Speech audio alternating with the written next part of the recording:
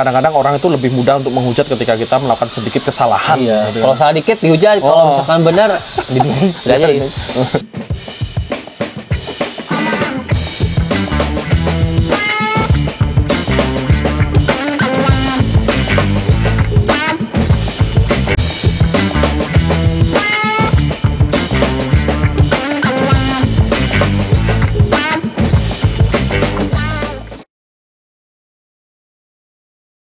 Kita ngelihat si Ehsan dari atas, view-nya lebih keren banget.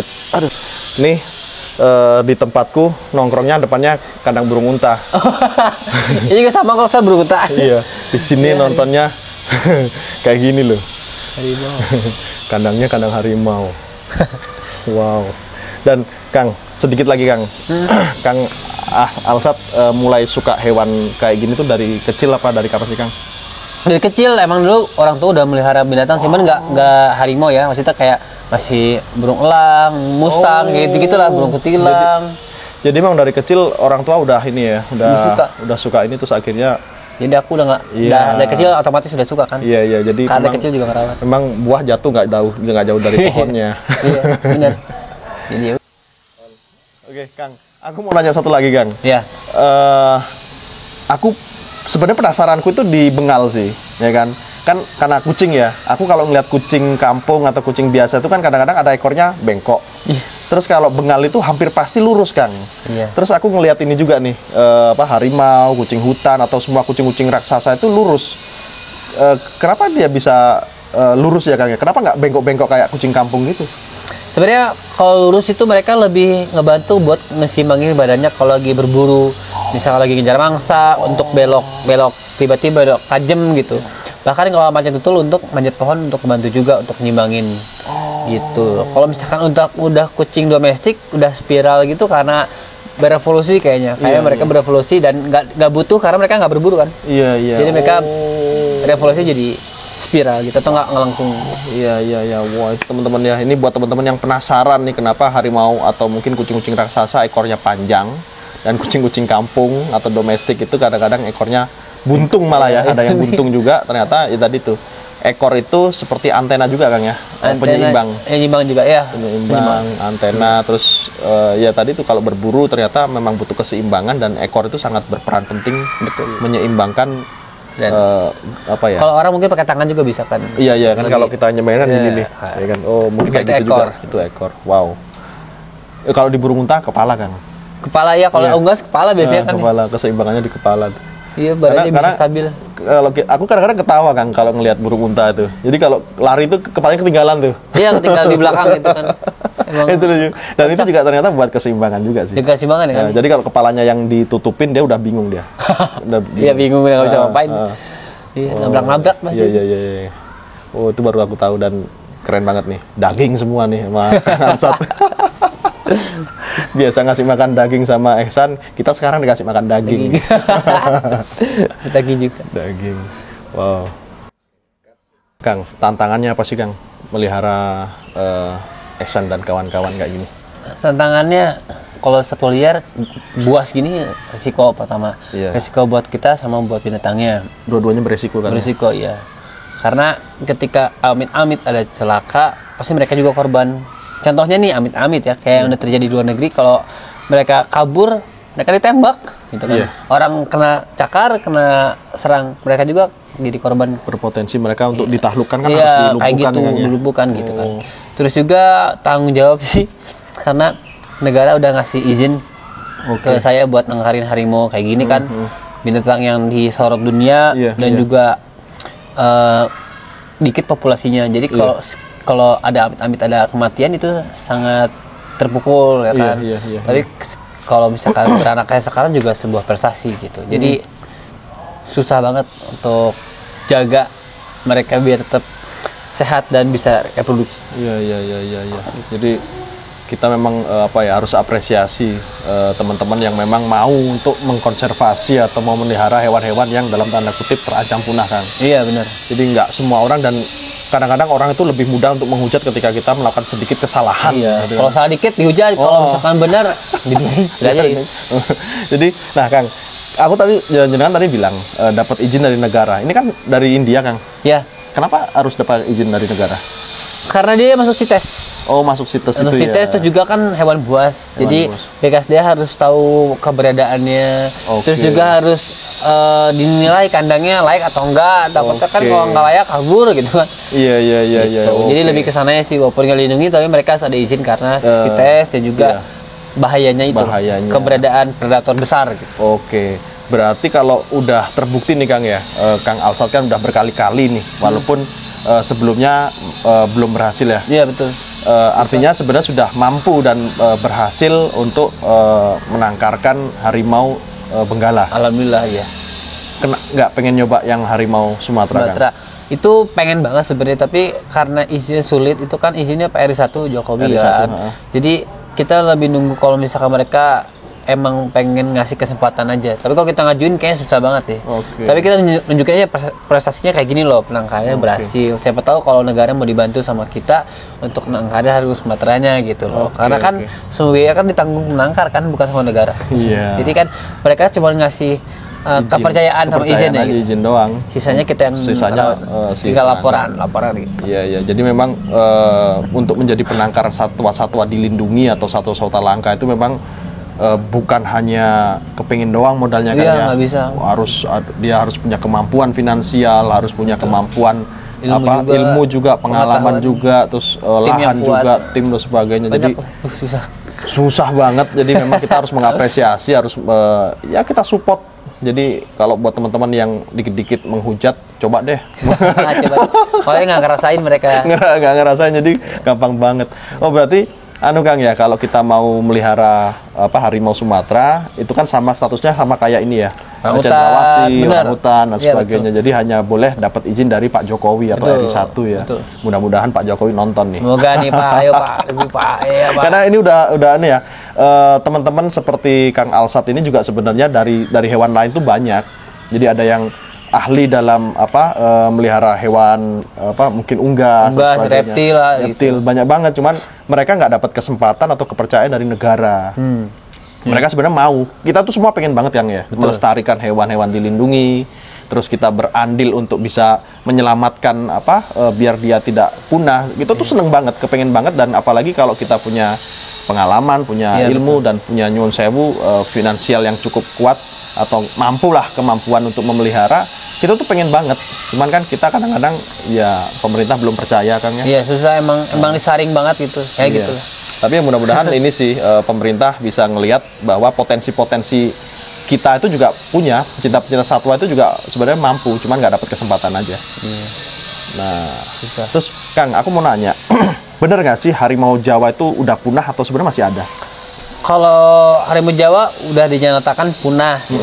Cuman ada beberapa orang yang masih bilang pernah lihat harimau Jawa lah, pernah nemu, pernah apa, tapi nggak ada bukti foto gitu. Jadi kita nggak bisa memastikan. Iya, Mereka cuman ngomong verbal aja, cerita. Gitu. Iya, iya, iya. Jadi kita nggak bisa memastikan. Tapi secara dunia dinyatakan dari situsnya udah punah, udah nggak ada, atau udah nggak ada. Cuman Iya, ya.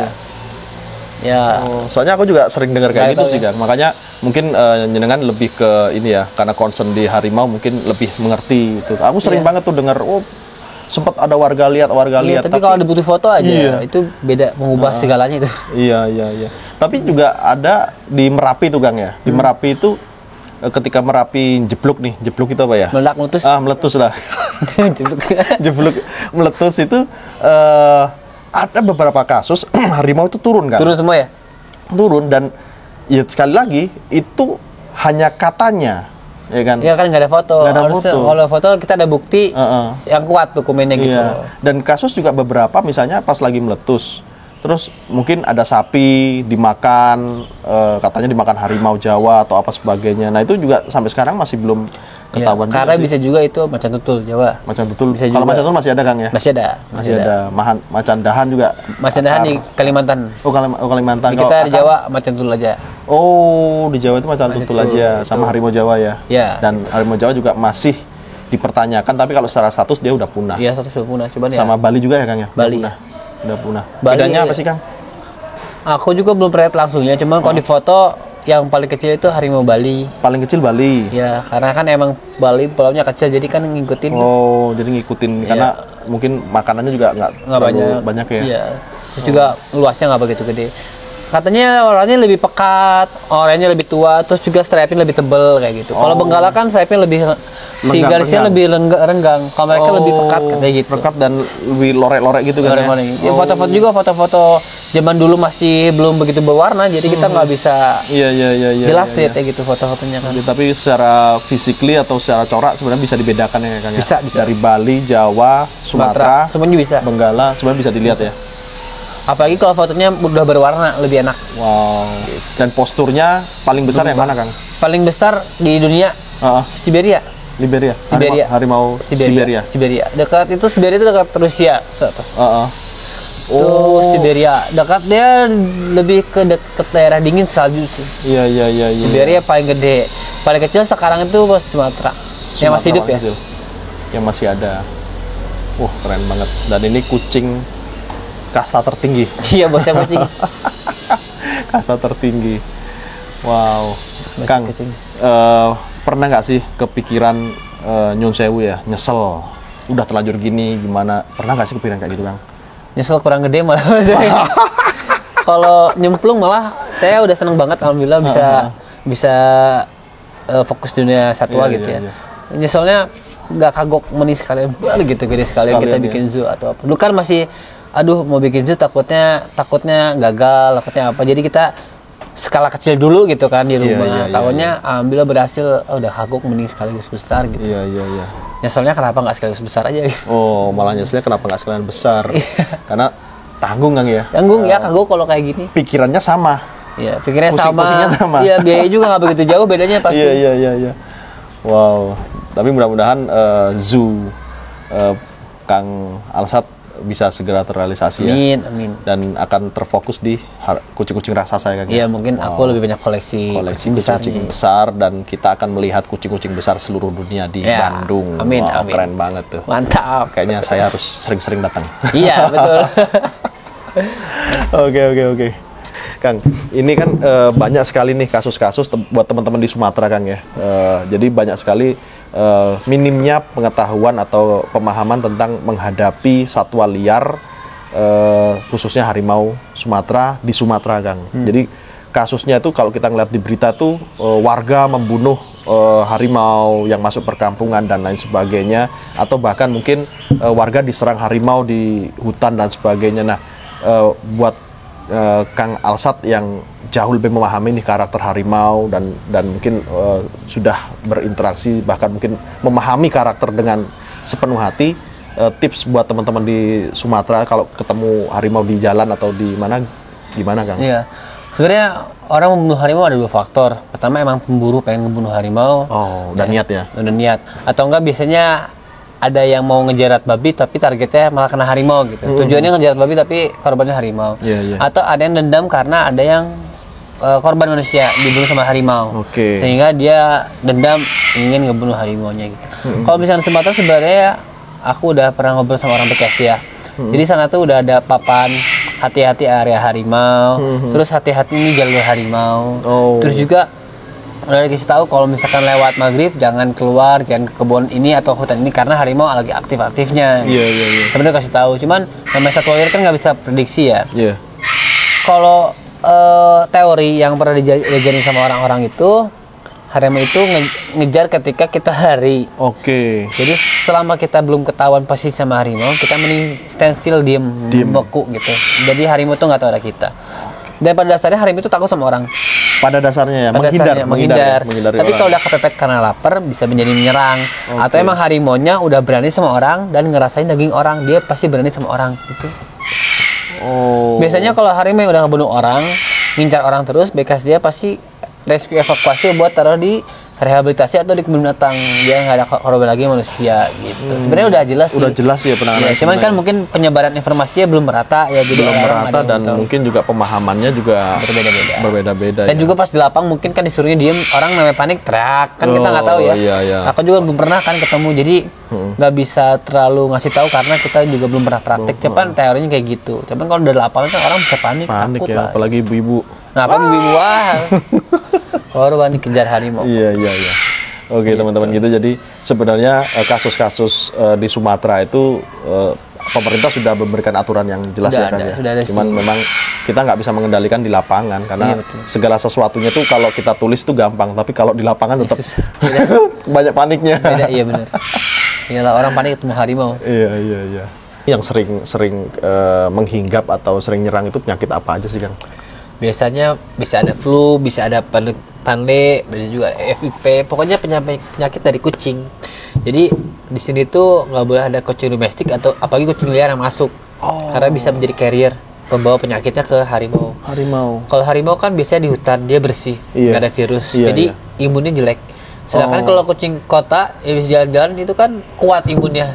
Iya. Dia bawa virus masih kuat, tapi kalau kena harimau bisa langsung mati harimaunya.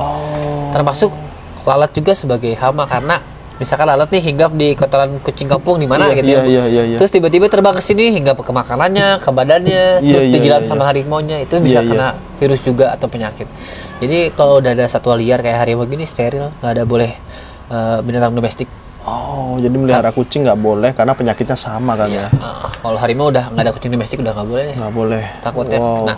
Terus sama lalat Kang, aku kan sempat nonton beberapa konten jenengan juga kan lagi banyak lalat nih. Iya. Itu kan normal ya. Iya, normal. Setiap musim pasti normal. Nah kalau kayak gitu ngatasinya gimana Kang?